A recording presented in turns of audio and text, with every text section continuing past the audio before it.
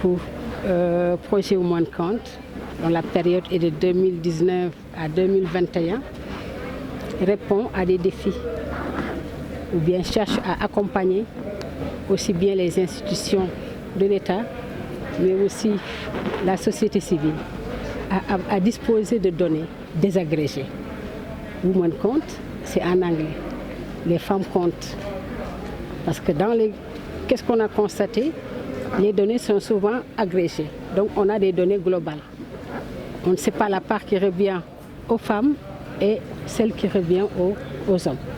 Et il est temps, pour avoir quand même une bonne territorialisation des politiques publiques, d'avoir le système désagrégé de l'ensemble de ces informations qui se traduisent en données.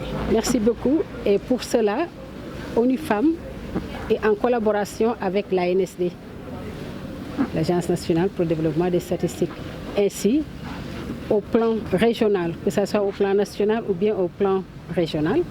Si on met en place ces comités multipartites qui regroupent l'ensemble des membres des CRD, aussi bien donc les services sectoriels que la société civile, ce sont les acteurs et les actrices. Si les services sectoriels accompagnent la société civile pour l'exécution des projets et programmes, pour l'exécution de leurs activités, ces derniers pourront comptabiliser, pourront capitaliser l'ensemble des données, l'ensemble des informations. Et au niveau régional, sous l'égide du service régional des statistiques, il y aura une coordination, d'où la mise en place, à la suite du comité national, des comités régionaux. Ça va permettre déjà d'identifier les gaps. Quels sont les gaps?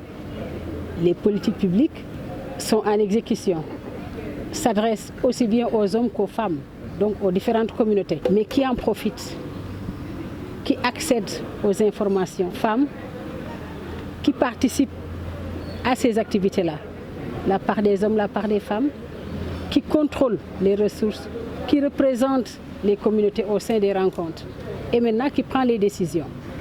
Voilà ce qu'on voulait vraiment identifier à travers ce projet-là.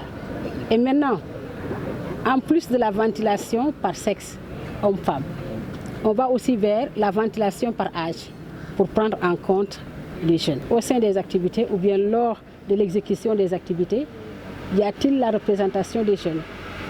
Et parmi ces jeunes, filles, garçons, est-ce qu'il y a des adultes?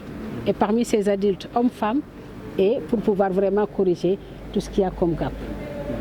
Parce que c'est, si vous voulez, un édifice qu'on est en train de construire, on ne peut pas le faire avec la moitié de la population.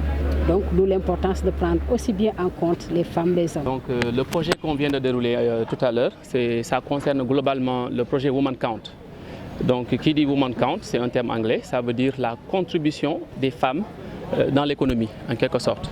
Donc, il s'agit donc de désagréger les statistiques officielles pour voir la part des femmes dans la production de richesse de façon générale dans le pays.